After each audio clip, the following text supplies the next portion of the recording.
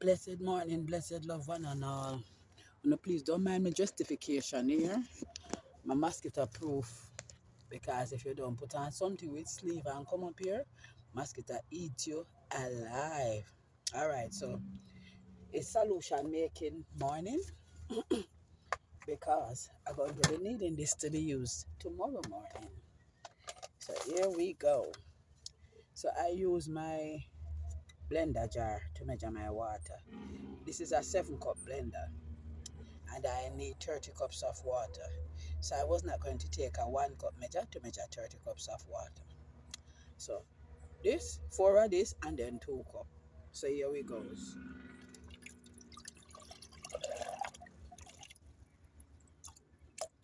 So that will be 7.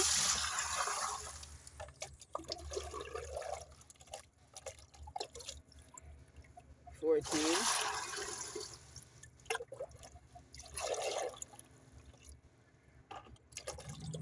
21.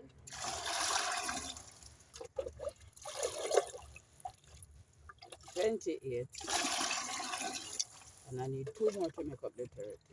I'm just showing you how easy this is, you know. Bingo. 2 more, 30. So it equates to about a little bit less than a half of a 5-gallon bucket of water. Then now, I have my 1-cup measure. And I'm going to measure out my 1 cup of sugar and dump it in there. I want you to see just how easy this is to make and how quickly it is made. The longest part of the process is waiting the 24 hours for the fermentation. So here I have my 1 cup of brown sugar and I'm dumping it in there.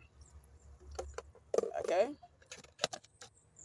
Oh, I'm putting you back in the house, no?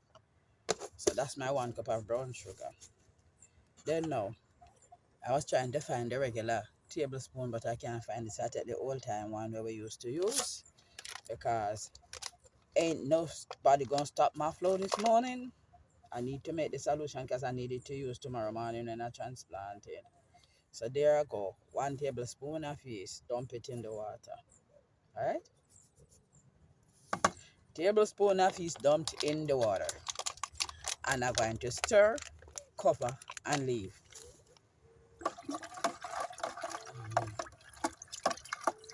Stir, cover, and leave. That's it, folks. That's that solution made. Can you believe that? I tell you, the things that are quick and easy are the things that I like. Yes. This is that solution made. That's my routine solution for my transplant that I'm going to be taking up into the garden later today because I don't want them up here in the boiling sun, so that when I come to do what I have to do in the morning, everything is on hand. Okay? I think I'm going to take you along on the transplanting journey. So let us stay tuned for that, no? So I came into the garden this morning and I wanted to see the devastation. Now I had this covered. I had it covered. But the mongoose seemed to have taken the cover off and I no longer have onions. Alright? I no longer have onions. I just want you to see. I planted. I am pretending that it is not a painful thing, you see? I want you to know this is all pretense. So this is a close-up of what my chickpea plant looks like. So I planted about 20 grains because it's an experiment. And so far, I think it's about 8 of the 20 that has germinated. Oh, this looks like another one coming up right here. I am in watering mode at the moment. You hear, folks? Yes, I am just pretending that all of this just never happened. That the insects never just go into my garden and destroy my stuff. They never do it. The lies and tell. Yeah, carrots really carroting still. Anyhow, I came up here, to water and to harvest because I know I have tomatoes to harvest. So I'm going to go on to, sorry about the sun glaring your eyes, y'all, into what is a brighter note, and that is harvesting my tomatoes. Gardening in this season is going to be fun. I'm not going to allow A mongoose are two to spoil my fun. So here we go again. So this harvest is not for my household. I'm going to be giving to my driver. So a co-worker of mine picks me up almost every morning for work, and he carries anything that I ask him to carry. So I am going to be ensuring that my driver is rewarded from my garden. Yes, people, thank you. So there we have it this morning. It's 4 tomatoes that's about a pound. Cause them don't light. Give God glory and praise. Yes, man. I giving him glory and I giving him praise. The enemy want me to not have any worship, but I intend to. Now look here. Wanna see how my tomato them in the mini greenhouse growing? Mm-hmm. Everybody look good in there, you know. I just so appreciate it. I am taking the good things that are happening in my garden, and I'm pretending that the bad ones not happening. I know them happen, but I'm not going to feature them. I don't think I need to. Yeah. So I realize my melon start to run, kinda ish. I don't know why the melon is grabbing onto the barrel so tightly, like its life depends on it. So I'm going to send one that way, and the other one go this way. They're going to eventually crawl up on the top of the fence.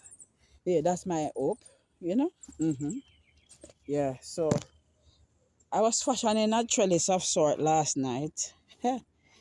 Oh, no sister, make with cassava, guava, putting on new leaves, yeah. It has grown about an half an inch. I put on about two leaves. I watch my jealous Aki, as if me never plant a next Aki it wouldn't start grow. Jealous. All in the plant kingdom, jealousy exists. Can you believe it? Yes, please. All right. So update on the orange tree. I see what look like two oranges on this portion. One there, made three. So I tell you, nature would have taken its course. There's another one here that makes four. And citrus dog.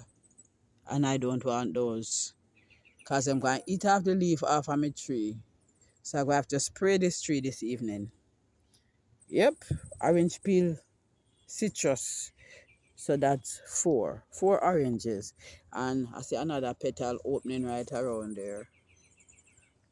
Yeah, I see another petal opening. Yes, sir. A little bit of things are going in here. So my marigolds have grown taller. And this is one of those fluffy red zinnia. So these, I planted a whole petal head in there, but it's only three or six come up so far. I'm grateful because none never have come up. I've had those flower heads for about a year and something, yeah. So this is the trellis that I was fashioning for my melons to climb. Yes, sir. Because in this bin, the melon them look like them ready for climb too. All right. See, tendrils are on there as well. They have tendrils. Yeah, so let's see what happens now. If the steak becomes too overweighted, I'll apply a technique I saw a nice little Indian man do. Yes, sir. So in this season is applying. Yep. So come later, I'll be watering all of these bins. Every single one of them will be watered. And I'll be filling some more bins up with soil because there's a lot to be transplanted. So prior to transplant, what I normally do is, it's like I pre-prep the soil, then I wet the soil down. So when the transplants go into the soil, they don't go into dry soil, they go into a moistened soil.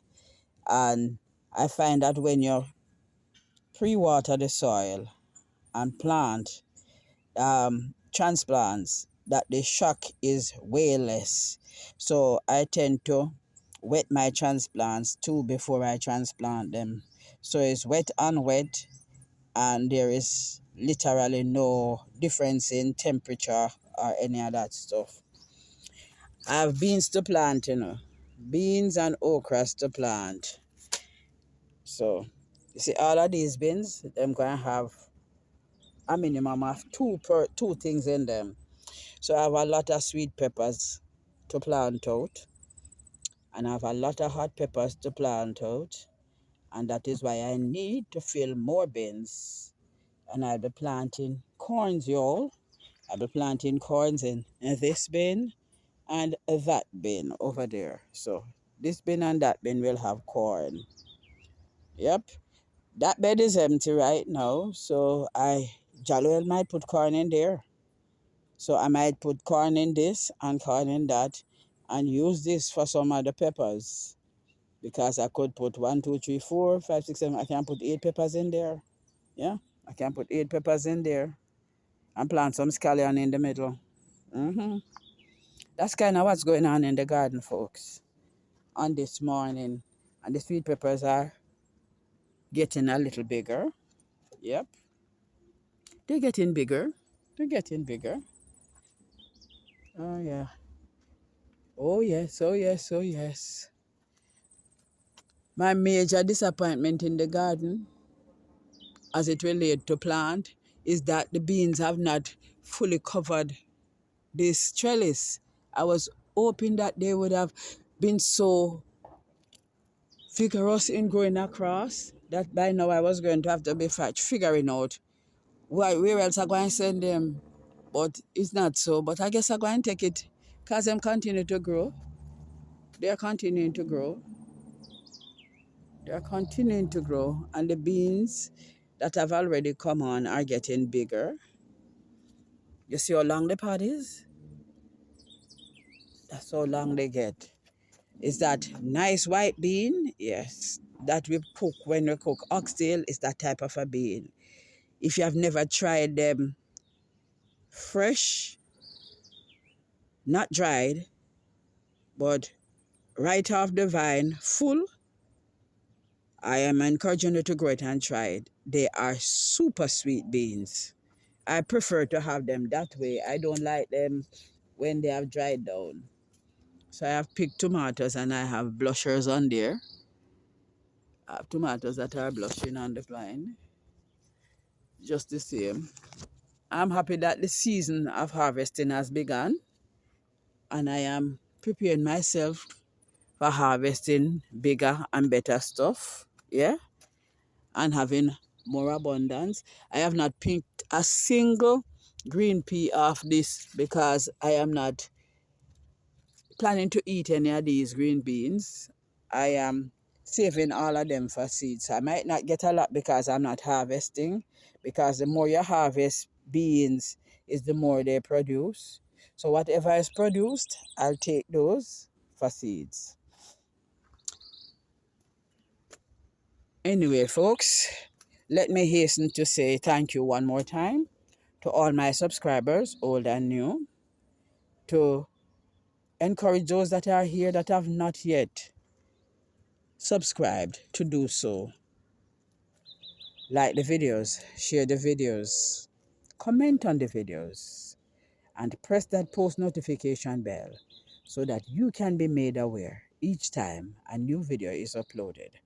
Until we meet again right here in the garden, this is Anne saying, may the peace of God that surpasseth all human understanding rest, remain, and abide with us all.